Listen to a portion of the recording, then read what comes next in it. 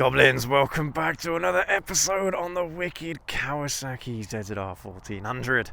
Now, if you've been following along over the past couple of weeks, you'll know that this motorcycle had recently passed its MOT, and then the only thing I needed to do this year was change out the front tyre. It was totally gone. But when I went to the tyre shop and I asked for a new tyre on this motorcycle, they asked me, well, what brand is the tyre on the rear? So I said Bridgestone. So they sorted me out with another Bridgestone, which isn't a cheap tyre. That tyre cost me 150 quid, including fitting. So that tyre is not cheap. But I immediately thought to myself, well, why? Why does it have to be another Bridgestone? Why does it have to be the same brand? Because you guys know me, I'm a bit of a penny pincher. I like to save a buck wherever I can. So can you mix and match motorcycle tyres? Well, let's jump on the ZZR. Let's go for a ride. Let's find out. Man, I've missed riding this bike. It's so fun. So much fun. Because I'm not messing around, but tyres are expensive. Tyres are very expensive. For a new set of tyres on this motorcycle in particular, you're looking at about 300 quid, including fitting. So, yeah, motorcycle tyres can really start getting expensive if you're going to tyre shops anyway. I have toyed with the idea of changing tyres myself, getting a kit where you can change tyres, because then at least you're able to buy the tyres directly from distributors rather than, because so it kind of goes like manufacturers, distributors, and then retailers almost, or fitters. And I kind of want to skip the fitters because they need their cut as well. So it just inflates the cost of a new tyre. So I have been toying with the idea of getting a kit, but the kit itself is quite a big investment. I think you can get a decent one for about 500 quid. But then again, I mean, if you own multiple motorcycles like I do, then it might be worth it in the long run. So that's something that I've been toying with. But what my question here is in today's video is, there are cheaper motorcycle tyres out there. Why did I have to get a Bridgestone tyre on the front? And I could have gotten another brand, a cheaper brand, something that is of equal performance but a different price. Because straight away you think to yourself, well, it's just a sales tactic, you know, to get you to buy a more expensive tyre for the sake of it. Because, oh, I don't know, you have that brand on the rear, you should have it on the front as well. And you kind of think to yourself, well, that's a little bit cheeky. And because, I mean, a lot of motorcycles like the ZZR1400, like sport bikes in general, excuse me, they don't have cheap tyres from the manufacturer. They have usually pretty good tyres from the manufacturer. So you kind of think to yourself, well, I don't know, I want a cheaper set of tyres. Why do they have to be the same? And on a motorcycle, the tyre wear is never the same. You're always going to get a little bit more wear on the rear than you are on the front, because the rear is producing the power. So the most amount of wear that you're going to have on the front tyres when you're going into sharp bends, right? When you're really putting the pressure on the tyre going into a turn, going into a bend, that's when you're going to wear the tyre out the most on the front. But on the rear, you're putting power down all the time on a motorcycle, so naturally it is going to wear more than the front. Of course, you can kind of help that a little bit by keeping up with the tyre pressures, make sure the tyre pressures are good. And you know, if you check them once a month or so, then you won't have any problems, but it just increases the longevity of the tyre just a little bit, so it might help in that regard. But for the most part, you know, your rear tyre is going to wear out more than your front tyre, so you're almost always going to run into the situation where you go to a tyre shop, you pay for a more expensive tyre because they say, I don't know, you have to, or have you. I'm sure if you ask for a different brand of tyre, I'm sure they'd oblige, but they'd probably recommend that you get the same brand that you've already got on your other tyre. So it's either that, or you buy a whole new set of tyres for both wheels, a whole new set of tyres for both wheels, and there you go. But what I'm trying to say is that it's a big investment both ways, you know, it's expensive both ways. So can you get away with, like the example that I got on this motorcycle, with a different front tire, a different brand front tire, the same shape, the same size, the same type of tire, but just a different brand? I want to say yes, because in cars you see it all the time. It doesn't really matter, all right? I don't really care what brand of tire I have on any axle in my car. I don't really care. If I can get a cheaper tire, then I'll get a cheaper tire in my car. You know, it doesn't really bother me, all right? I'm not doing track days or anything like that, so whatever. It's not illegal to do, and it's not illegal to do on a motorcycle either, as far as I'm aware. I'm pretty sure it's not illegal to get a different brand of tire to the rear on a motorcycle here in the UK. It might be elsewhere in the world, so just make sure you check that out beforehand, all right? But here in the UK, the only stipulation is that the tire has to have X amount of tread. I think it's what is it? Oh god, I think it's a millimeter of tread on a motorcycle tire. All right, so it's not illegal, but should you do it?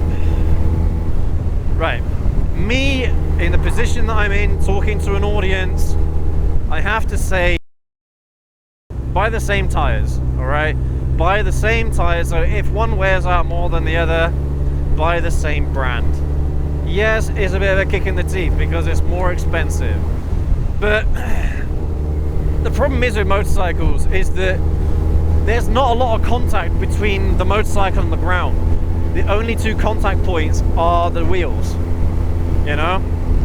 And when you are on a single axis, or a single kind of, yeah, I think a single axis, when you're moving forward in a single axis, well, it does make it a little bit scarier if you are mix and matching motorcycle tires. In a car, it's not so bad because you've got 4 contact patches, right? You've got more stability on the ground. Driving around on the road, you're not really going to feel the difference.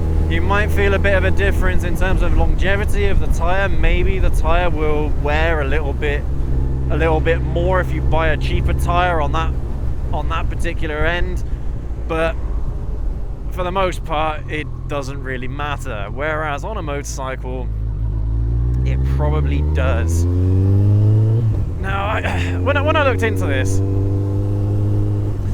it's a little bit weird, the explanation why, all right? So some people will say, well, the tires are designed to work in pairs, you know? They are designed to work together. So you'll get a similar amount of wear, you'll get a similar amount of performance. I'm thinking to myself, well, but you're on the street, you're street riding. Why does it matter? So it's really difficult for me to say it's okay to get mix and match tires. Very difficult for me to say that, all right? So I have to recommend that you buy the same brand, even though I kind of think it's bullshit, to be honest with you. Motorcycle tires by any brand work in exactly the same way. They use very, very similar compounds to make the tires to begin with. They will all use pretty much the same pressures for street riding, and you don't really need to worry about performance that much because you're not using it on the track. You know, on the track it's totally different because you're really pushing the motorcycle as much as you possibly can. On the street, you're not. You're just chilling. You're absolutely chilling, and it doesn't really matter. Now, I'm going to say this with a bit of an asterisk here because it's something I actually want to test out in future.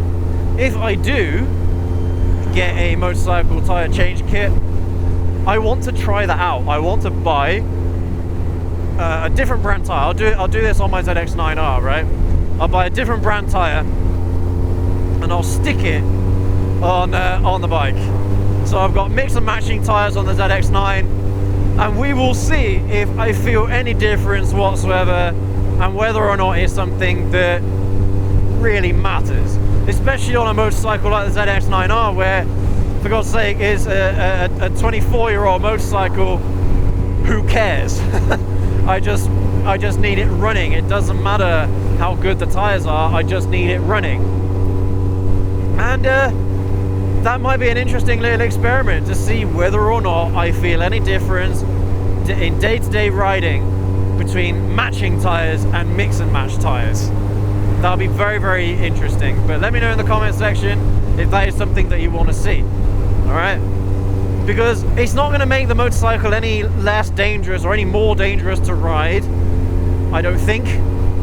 You know, when you're thinking logically about it, I really don't think it's going to make much of a difference. As long as the motorcycle tire is balanced and it has a good amount of tread and it's got the right amount of air pressure inside it, I really don't see it making a difference whatsoever, alright?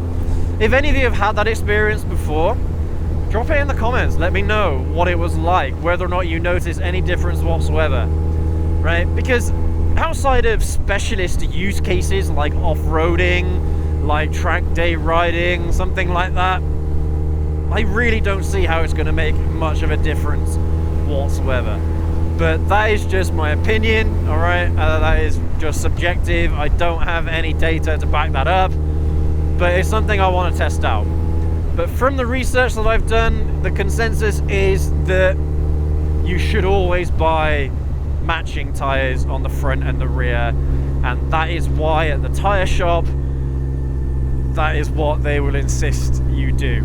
Alright, they'll insist that you do the same thing, but you know, it's one of those things that I'm skeptical of. You know, I like to be skeptical, I like to be critical wherever I can when it comes to anything in general, whether it's motorcycles, whether it's martial arts, no matter what it is, I like to be as skeptical as possible, I like to be as critical as possible, because I want to understand why I'm doing something, and that's quite a good habit to get into. If you understand why something is done in a particular way, then you understand why it's best practice to do. And I think it's the same thing with the whole tire issue. Mix and matching tires is bad practice, not recommended, but probably doable. I have no doubt it's doable, but matching tires is probably going to be for the best, is recommended, and is best practice. Yeah, it's difficult, guys, because the one thing I like to demonstrate on this channel is how you can save a few quid, how you can save a buck doing some of this work yourself, what you should do, what you don't need to do, things like that. I like to experiment and find ways of making motorcycle ownership less of a burden for people financially, because it is a big investment. A lot of motorcycles cost money. They cost money to ride, they cost money to maintain, and they're not cheap. What I've discovered is motorcycle tires, a lot of them are more expensive than car tires, even expensive car tires, right? When I had my Audi TT, the tires that were on it were really expensive. I think they're about 150, 200 pound a tire. But I put on a tire on it because I was looking to sell it in the near future. I didn't really care. I put on a tire that was 90 pounds fitted, 90 quid fitted, and this is for the exact same tire as the other four, or the other three rather, right? The exact same tire specification, the exact same size, everything was exactly the same. It was just from an off-brand company that I'd never heard of before, and I was like, whatever, I don't care.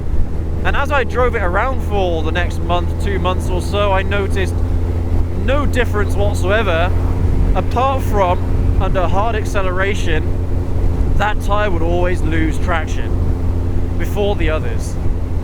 That was the only thing I noticed. But it wasn't that bad. It wasn't like, oh, I you know, put the power down, moderate amount of power, and I'd lose traction all of a sudden. It wasn't like that at all.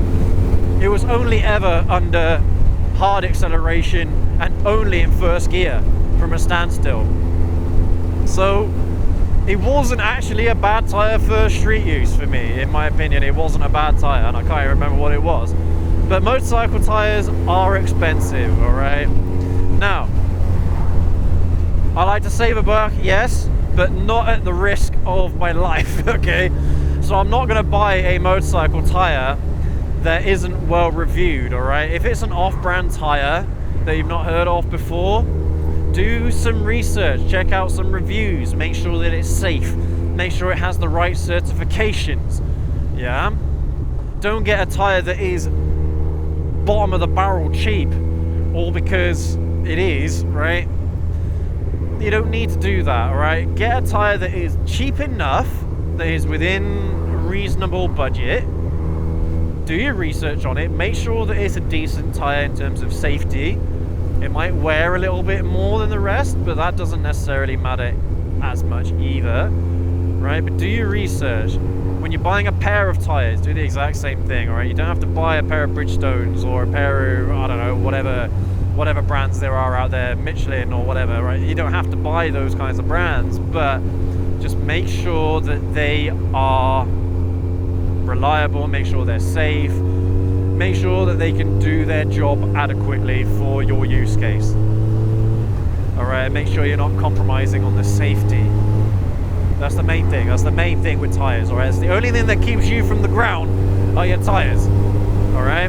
Now, some people, they like to spend a little bit more on their tires for their motorcycle for that exact reason. They want that little bit of extra comfort in, or that, what's the word? Like, well, yeah, they peace of mind, right? They want that little bit of peace of mind that their tires aren't going to let them down. Even if they get a puncture or something like that, the motorcycle will still be rideable and it's not gonna kill them. Yeah? So keep that in mind as well. Alright, keep that in mind. But yeah, guys and gals, it's a very, very difficult topic because I'm not some tire expert or anything like that. Alright, I'm just looking at this from a consumer standpoint, from a logical standpoint. I'm trying to go through in my brain my thought process when it comes to investing a large amount of money in something that effectively wears out. You know, because all tires wear out, brake pads all wear out, everything wears out on machines, on cars, on motorcycles, whatever it might be. Everything wears out eventually. And it's all about getting the best bang for your buck, I find. And that's all it is. Right, that's all it is, getting the best bang for your buck without compromising too much on anything, right? Or at least the things that don't really matter that much. As long as braking performance is good, as long as wet riding performance is good, then you shouldn't have any problems whatsoever. But anyway, yeah, I digress, guys and gals. It's a very, very difficult topic, but let me know what you think down in the comment section below, your experiences with different tire brands. Which tire brands do you trust? Which ones do you think are overrated? Which ones do you think are underrated? And yeah, let the community know your experience, because this, like I've said a number of times in this video, tires are expensive, and if you can save a buck, I'm sure a lot of people would like to save a buck if they had the option. But yeah, thank you ever so much for watching. Leave a like. Let's see if we can get this video to 50 likes. 50 likes. Let's see if we can blast through that barrier. Thank you ever so much again. Ride safe as always. Take care. Hit that subscribe button if you want to see more videos on the wicked Kawasaki ZZR1400, and we will catch you all in the next video. Have a good one.